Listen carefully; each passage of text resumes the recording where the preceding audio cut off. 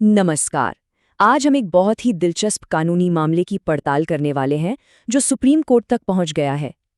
ये मामला जुड़ा है झारखंड शिक्षक भर्ती परीक्षा से। सोचिए, कुछ उम्मीदवार चुन लिए गए और फिर उन्हें अचानक पता चलता है कि सिलेक्शन के नियम ही बदल दिए गए हैं। तो चलिए इस पूरे मामले को जरा गहराई से समझते हैं। तो इस पूरे मुद्दे को समझने के लिए हम इसे 6 हिस्सों में देखेंगे। सबसे पहले बात करेंगे कि ये 2 परीक्षाएं आखिर थीं क्या। फिर देखेंगे कि नतीजों में ऐसा क्या अचानक बदलाव आया, इस नए तरीके को चुनौती क्यों दी गई और इसमें स्वायत्ता का क्या सवाल उठता है। जानेंगे कि इसका इंसानों पर मतलब कैंडिडेट्स पर क्या असर पड़ा और आखिर में बात करेंगे कि सुप्रीम कोर्ट से न्याय के लिए क्या अपील की गई है। जरा सोचकर देखिए, एक एग्जाम पास हो गया, नौकरी का इंतजार हो रहा है और तभी खबर आती है कि सिलेक्शन का पूरा तरीका ही बदल दिया गया है। कैसा महसूस होगा? आज की हमारी पूरी चर्चा इसी एक सवाल के आसपास घूमेगी। ठीक है, तो चलिए शुरू करते हैं। अब देखिए, इस पूरे विवाद को समझने के लिए ना सबसे पहले ये जानना जरूरी है कि ये जो सिलेक्शन प्रोसेस था वो असल में था कैसा, उसके मूल नियम क्या थे। तो देखिए, इस प्रोसेस में ना 2 अलग-अलग एग्जाम थे। एक था जेटेट और दूसरा जेएसएससी एग्जाम। अब जेटेट को ऐसे समझिए कि वो बस एक चाबी थी दरवाजा खोलने के लिए। मतलब ये सिर्फ एक क्वालिफाइंग टेस्ट था। असली दौड़ जो फाइनल सिलेक्शन तय करती वो थी जेएसएससी परीक्षा। याचिकाकर्ताओं का यही कहना है कि मेरिट लिस्ट तो सिर्फ और सिर्फ जेएसएससी एग्जाम के नंबरों पर बननी थी।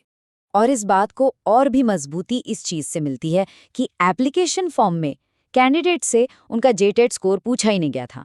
सिर्फ ये बताना था कि पास किया है या नहीं, हाँ या ना। मतलब बिल्कुल साफ है, शुरू से ही जेटेट के स्कोर को रैंकिंग के लिए कोई अहमियत नहीं दी गई थी। तो यहाँ तक तो सब कुछ ठीक ठाक नियमों के हिसाब से चल रहा था। लेकिन यही कहानी में एक बहुत बड़ा ट्विस्ट आता है, जब पूरी की पूरी स्थापित प्रक्रिया को अचानक से बदल दिया जाता है। हुआ ये कि पहले रिजल्ट आया, उम्मीदवार चुन भी लिए गए और फिर अचानक सिलेक्शन का क्राइटेरिया ही बदल दिया गया। अब इस बदलाव को समझने के लिए एक टर्म समझना जरूरी है, कैटेगरी माइग्रेशन। इसका मतलब बहुत सीधा है। मान लीजिए कोई रिजर्व्ड कैटेगरी का कैंडिडेट बहुत ही अच्छे नंबर ले आता है, तो उसे उसकी मेरिट के आधार पर जनरल कैटेगरी की सीट मिल जाती है। और बस सारा विवाद यहीं से शुरू हुआ। जो नया रिवाइज्ड रिजल्ट आया उसमें जेएसएससी के नंबरों के बजाय जेटीईटी के नंबरों का इस्तेमाल किया गया। किस लिए? ये तय करने के लिए कि कौन सा रिजर्व्ड कैंडिडेट जनरल कैटेगरी में जाएगा। याचिकाकर्ताओं का यही तो तर्क है कि ये तो नियमों के बिल्कुल खिलाफ है, क्योंकि जेटीईटी तो भाई सिर्फ एक क्वालिफाइंग एग्जाम था, मेरिट के लिए था ही नहीं। तो अब चलते हैं अगले हिस्से पर और देखते हैं कि इस नए तरीके को कानूनी तौर पर चैलेंज कैसे किया गया। याचिकाकर्ताओं के केस का जो आधार है वो सुप्रीम कोर्ट का ही दिया हुआ एक बहुत मजबूत सिद्धांत है। और वो सिद्धांत क्या कहता है? सीधी सी बात है कि आप खेल शुरू होने के बाद बीच में उसके नियम नहीं बदल सकते।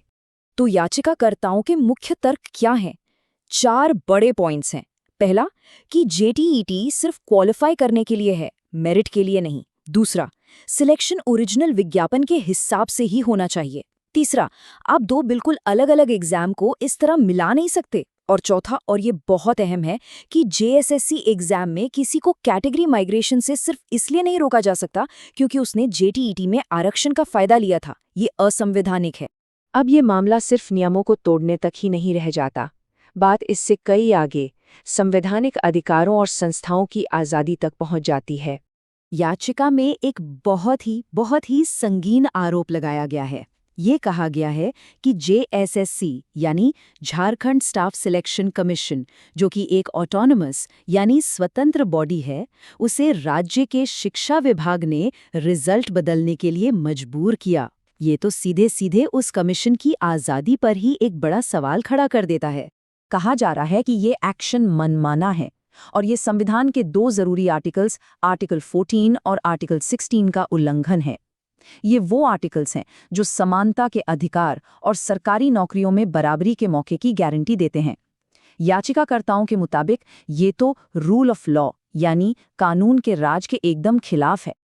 अच्छा, अब जरा कानूनी तर्कों से हटकर इसका इंसानी पहलू देखते हैं। इस एक फैसले का उन कैंडिडेट्स पर क्या असर पड़ा जिनकी पूरी जिंदगी से जुड़ी हुई थी। इसका सबसे दुखद नतीजा क्या हुआ? यही कि वो कई कैंडिडेट्स जिनका नाम पहली लिस्ट में आ चुका था, जो शायद जश्न भी मना रहे थे, वो रिवाइज्ड रिजल्ट आने के बाद एक झटके में नौकरी से बाहर हो गए। और इस बदलाव से ना एक बड़ी अजीब सी सिचुएशन बन गई।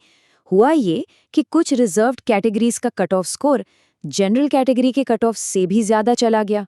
अब याचिकाकर्ता यही कह रहे हैं कि ये तो रिजर्वेशन के पूरे कॉन्सेप्ट, उसकी मूल भावना के ही खिलाफ है।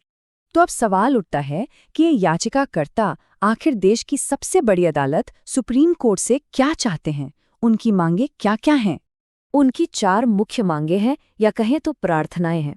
पहली, कि इस रिवाइज्ड रिजल्ट को खारिज किया जाए। दूसरी, ये निर्देश दिया जाए कि सिलेक्शन प्रोसेस को उसके ओरिजिनल नियमों के हिसाब से ही पूरा किया जाए। तीसरी, जिन क्वालिफाइड कैंडिडेट्स को गलत तरीके से बाहर किया गया, उन्हें वापस लिस्ट में शामिल किया जाए। और चौथी, कि भविष्य के लिए एक नज़ीर पेश की जाए ताकि ऐसी स्वतंत्र संस्थाओं के काम में सरकार दखल न दे सके। और आखिर में ये पूरा मामला हमें एक बहुत बड़े सवाल के सामने लाकर खड़ा कर देता है कि जब पहले से तयशुदा नियमों और एक अलग नतीजा पाने की इच्छा के बीच टकराव हो, तो जीत किसकी होनी चाहिए, नियमों की या इच्छा की? कानून, निष्पक्षता और न्याय के हिसाब से किसे तरजीह मिलनी चाहिए? खैर, इसका जवाब तो अब सुप्रीम कोर्ट ही देगा।